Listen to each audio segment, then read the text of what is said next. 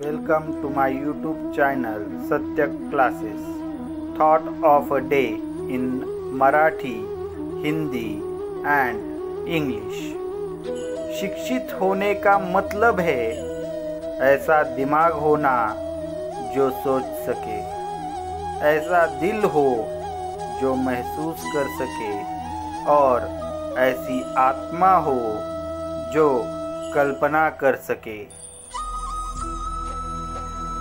शिक्षित असणे म्हणजे विचार करू शकणारे मन असणे, अनुभवू शकणारे हृदय असणे आणि कल्पना करू शकणारा आत्मा असणे. To be educated means to have a mind that can think, to have a heart that can feel, and to have a soul that can imagine. Please like and subscribe the channel and press bell icon